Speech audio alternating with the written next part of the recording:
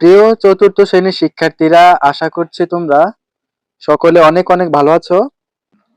আজকে তোমাদের জন্য তৃতীয় প্রান্তিক বার্ষিক পরীক্ষার ইসলাম শিক্ষা একটি মডেল টেস্ট নিয়ে হাজির হলাম।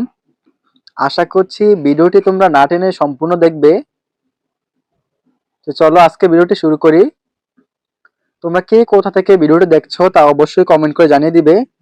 চলো আমরা একে একে সমাধান করে ফেলি। প্রথমে দেখতে পাচ্ছ সঠিক উত্তরটি উত্তরপত্রে লেখো।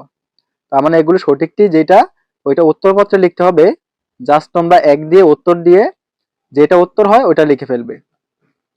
তো ঈমান অর্থ কি এখানে দেওয়া আছে, চারটা অপশন দেওয়া আছে। এটার উত্তর হবে খ, ঈমান অর্থ বিশ্বাস। আমাদের জীবনের মালিককে, তো এটা হবে আল্লাহ। সালাতের আরকান কয়টি? এটা হবে 7টি। সালাতের আহকাম কয়টি? এটা হচ্ছে 7টি। সত্যিকারের মুমিনের চরিত্র কেমন? তো এটা হবে সুন্দর। যত পায় আরো চায়, এর নাম কি? তো আমরা জানি যে যত চায় আরো বেশি পেতে চায়, তো সেটাকে লোভী বলে, তার মানে লোভ। এটা হবে লোভ। 7 নম্বরে বলা হয়েছে হরফে হালকি কয়টি? 6টি। তোমরা 8 নাম্বার দেখতে পাচ্ছ মাদ এর হরফ কয়টি? তো এটা উত্তর হবে মাদের হরফ হচ্ছে 3টি। মহানবী সাল্লাল্লাহু আলাইহি সাল্লাম এর মায়ের নাম কি? তো মহানবীর মায়ের নাম হচ্ছে আমিনা। তো এটা হবে খ। এবং সর্বশেষ যেটা, এটা হচ্ছে মিশর ছেড়ে হযরত মুসা আলাইহিস সালাম কোথায় গিয়েছিল? সেটা হবে, এটা হবে মাদায়ানে। শিক্ষার্থীরা, আশা করছি তোমরা 1 নং সঠিক উত্তরগুলো বুঝতে পেরেছ। চলো আমরা এখন 2 নং সমাধান করব।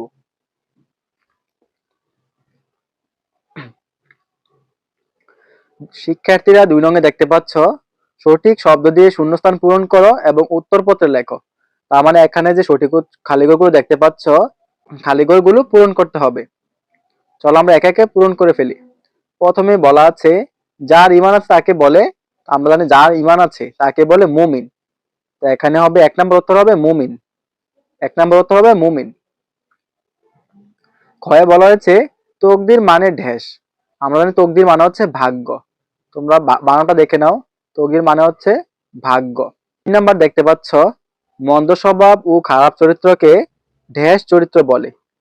তো এটার উত্তর হবে অসৎ চরিত্র বলে। তারপর হচ্ছে যারা বয়সে ঢেস তাদের আমরা সালাম দিব। আমরা জানি যারা বয়সে বড় তাদের আমরা সালাম দিব। তারপর দেখতে পাচ্ছ কোরআন মজিদে ড্যাশ জন নবী রাসূলের নাম উল্লেখ রয়েছে। এটা হবে 25। তো কোরআন মজিদে 25 জন নবী রাসূলের নাম উল্লেখ রয়েছে।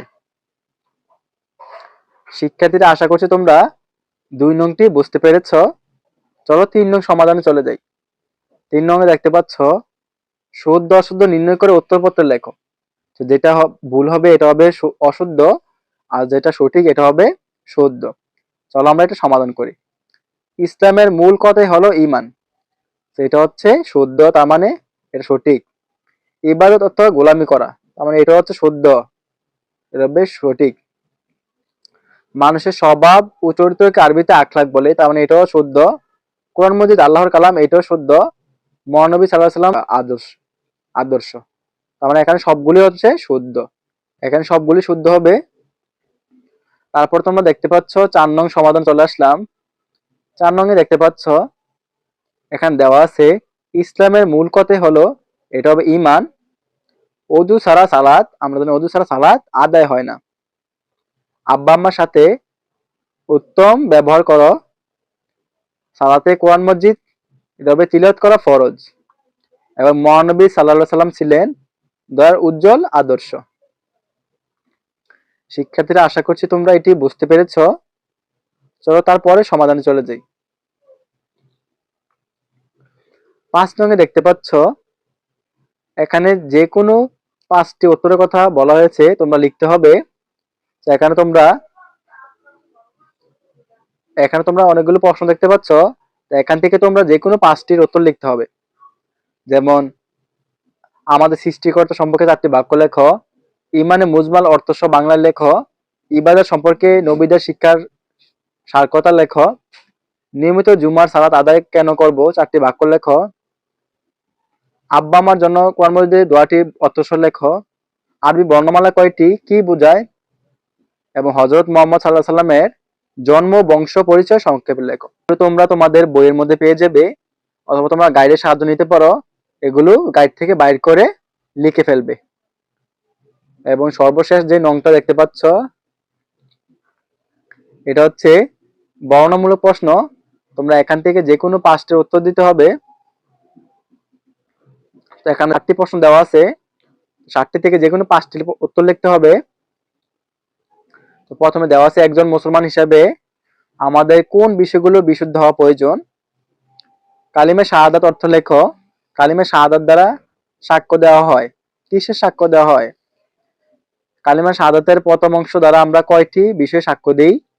সেগুলো কি কি? অজু ভঙ্গের কারণ, তাশাহুদের বাংলা অর্থ, আখলাক কি? সো এগুলো তোমরা যেগুলো দেখতে পাচ্ছ, তোমরা গাইড থেকে এগুলো পড়ে নেবে। এগুলো খুব ইম্পর্টেন্ট। শিক্ষার্থীরা, আশা করছি আজকে ভিডিওটির মাধ্যমে তোমরা তোমাদের 4র্থ শ্রেণীর ইসলামের একটি নমুনা প্রশ্নপত্র দেখতে পেয়েছ।